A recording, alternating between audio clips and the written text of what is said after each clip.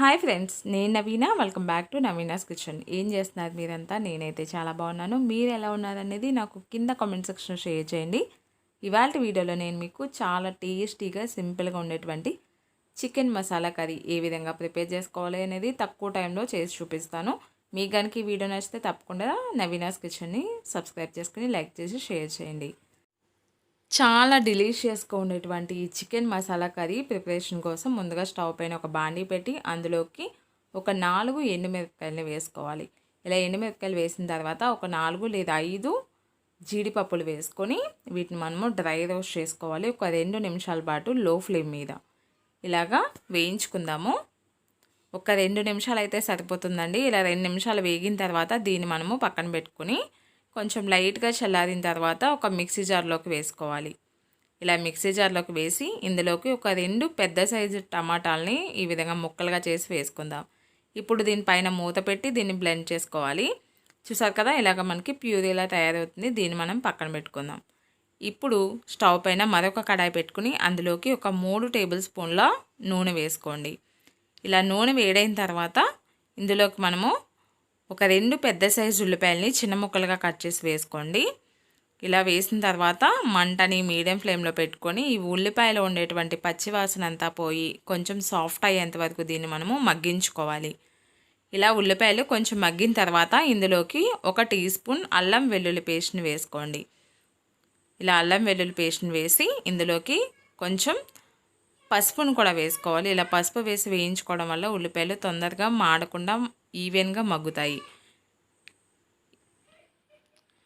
చూసారు కదా, ఈ విధంగా కదుపుకుంటూ మనం వేయించుకోవాలండి. మధ్యలో మాడకుండా ఉండడం కోసం మధ్యలో ఈ విధంగా మనము తిప్పుకుంటూ వేయించుకోవాలి. ఇలా ఉల్లిపాయలు వేగిన తర్వాత ఇందులోకి మనము శుభ్రంగా కడిగి పెట్టుకున్నటువంటి ఒక 1/2 కేజీ చికెన్ ఇందులో వేసుకోవాలి.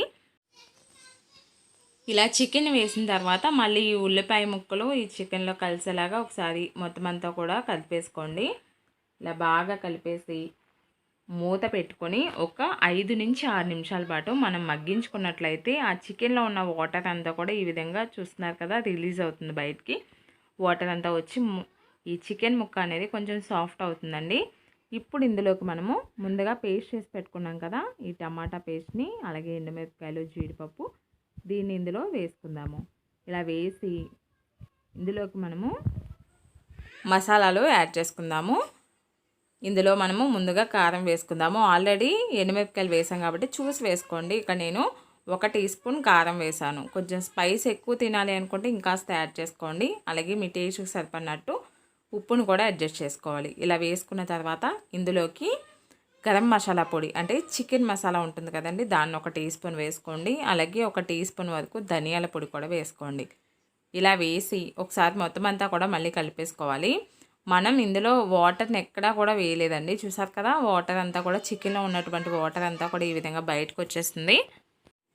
ఇప్పుడు ఇలాగే మనము కలిపిన తర్వాత మళ్ళీ మూత పెట్టుకొని ఒక 5 నిమిషాల పాటు ఉడికించుకోవాలి మీడియం ఫ్లేమ్ మీద. ఇలా ఉడికించుకోవడం వల్ల మనం వేసుకున్న మసాలా అంతా కూడా చికెన్కి బాగా పడుతుందండి.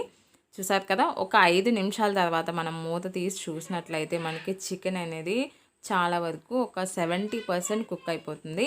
ఇప్పుడు ఇందులో లైట్గా వాటర్ వేసుకుందాము. ఆల్రెడీ మనకి చికెన్లో వాటర్ ఎక్కువ ఉంటుంది కాబట్టి మరీ ఎక్కువ వేయద్దు. చాలా కొద్దిగా అంటే ఒక టీ గ్లాసుడు వాటర్ అయితే సరిపోతుంది. ఆ వాటర్ వేసుకుని ఒకసారి కలిపి మళ్ళీ ఫైనల్గా మనము కూర మొత్తం కూడా దగ్గర పడేంత వరకు, చూసారు కదా ఆయిల్ అంతా ఈ విధంగా బయటికి వచ్చేస్తుంది పైకి, అంతవరకు మనము ఈ చికెన్ని రెడీ చేసుకోవాలి. ఆయిల్ మొత్తం కూడా సపరేట్ అయిపోయిందండి. మనకి చికెన్ కర్రీ అనేది స్పైసీగా ఉండేటువంటి ఈ చికెన్ మసాలా రెడీ అయిపోయింది. ఇప్పుడు ఇందులోకి శుభ్రంగా కడిగి పెట్టుకున్నటువంటి కొత్తిమీరని వేసుకోవాలి. ఇలా వేసుకుని మళ్ళీ ఒకసారి బాగా కలిపేసుకోండి. చాలా సింపుల్గా టేస్టీగా ఉండేటువంటి స్పైసీ చికెన్ మసాలా రెడీ అయిపోయింది. మీకు కనుక నచ్చినట్లయితే మీరు కూడా తప్పకుండా ట్రై చేయండి. అలాగే మీకు ఎలా వచ్చింది అనేది మీ యొక్క ఫీడ్బ్యాక్ నాకు కింద కామెంట్ సెక్షన్లో షేర్ చేయండి. ఈ రెసిపీ కనుక మీకు నచ్చినట్లయితే మీ ఫ్రెండ్స్కి, ఫ్యామిలీ మెంబర్స్కి షేర్ చేసి నవీనాస్ కిచెన్ని తప్పకుండా సపోర్ట్ చేయండి. అలాగే మరిన్ని మంచి సింపుల్ అండ్ టేస్టీ రెసిపీస్ కోసం నవీనాస్ కిచెన్ని సబ్స్క్రైబ్ చేసుకుని పక్కనే బెల్ సింబల్ ఉంటుంది, దానిపైన క్లిక్ చేస్తే ఆల్ అనే ఆప్షన్ వస్తుంది, దాన్ని యాక్టివేట్ చేసుకోండి.